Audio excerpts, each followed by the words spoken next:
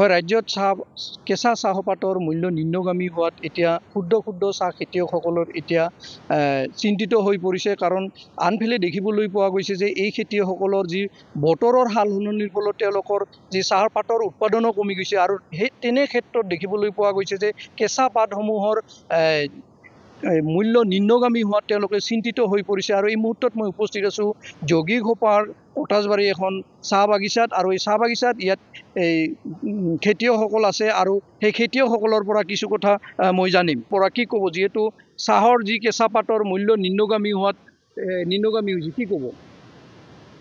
মানে বৰ্তমানটো আমাৰ জলবায়ু পৰিৱৰ্তনৰ কাৰণে আমাৰ বাগানবিলাক এনেকুৱা এটা পৰ্যায় পাইছেগৈ যিটো নেকি আমি খুব জৰুলা হৈ গৈছোঁ।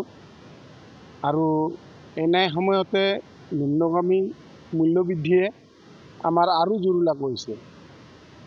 আমাৰ যদি জলবায়ু পৰিৱৰ্তনৰ ফলত আমাৰ কেঁচা চাহপাত যদি ভালকৈ মানে প্ৰডাক্ট হ'ল হয়, তেতিয়াহ'লে আমি যিখিনি আমাৰ বৰ্তমান নিম্নতম মূল্য পোৱা হৈছে এইখিনি আমাৰ তথাপিও কিছু এটা হ'ল হয়। কিন্তু বৰ্তমান ক্ষেত্ৰত আমাৰ এনেকুৱা এটা পৰ্যায় পাইছেগৈ যে আমি এই নিম্নগামী অৱস্থাত আমি যিটো আমাৰ মূল্যবৃদ্ধিও নিম্নগামী আৰু আমাৰ প্ৰডাকশ্যনো নিম্নগামী, যাৰ ফলত আমাৰ কি হৈছে, আমাৰ খেতিয়কবিলাকৰ পানীত হাত নচৰা অৱস্থা হৈছে।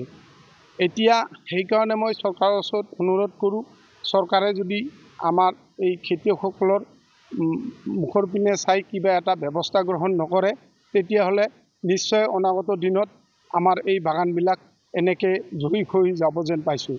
কাৰণ আজি এই শাওণ মাহৰ দিনত, এই শাওণৰ পথাৰত বৰ বাৰিষা হয়, এই সময়ত আমাৰ নদন বদন হৈ থাকে, আমাৰ পাতবিলাক আমি খুব সোনকালে আমি ছিঙাব পাৰোঁ। কিন্তু এতিয়া এনেকুৱা এটা অৱস্থা পাইছেগৈ আমি 10 দিন 8 দিন বা তেনেকৈ 12 দিন তেনেকৈ মূৰে আমি ছিঙাবলগীয়া হৈছে। যাৰ ফলত আমাৰ কি হৈছে, আমাৰ টাইমটোও কম হৈছে, আমি টাইম খুব কম পাইছোঁ। মানে আমি মাহত যদি আমি 5 বাৰ ছিঙাবলগীয়া হয়, এতিয়া আমি কি পাইছোঁ 6 বাৰ, 4 বাৰ 3 বাৰ এনেকৈ পাইছোঁ।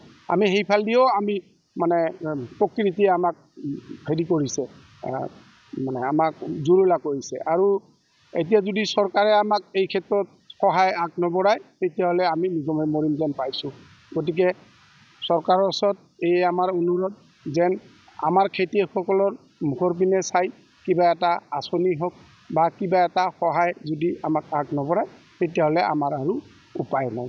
আচলতে ক'ব লাগিব যে বতৰৰ সাল সলনিৰ ফলত তেওঁলোকৰ যি চাহৰ উৎপাদন হ'ব লাগিছিল, সেই মতে উৎপাদন হোৱা নাই। আজি হাঁহ নচৰা অৱস্থা হৈছে যে ক্ষুদ্ৰ চাহ খেতিয়কসকলৰ।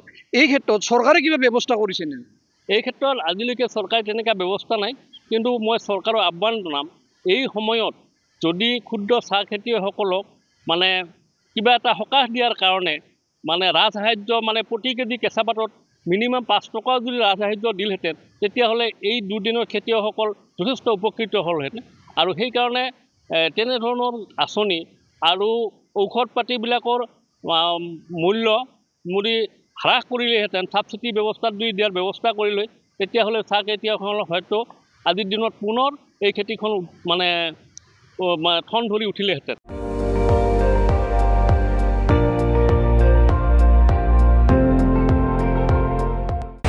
আপুনি চাই আছে ND24, সৰ্বশ্ৰেষ্ঠ নহয় সৰ্বোত্তমৰ দৌৰ।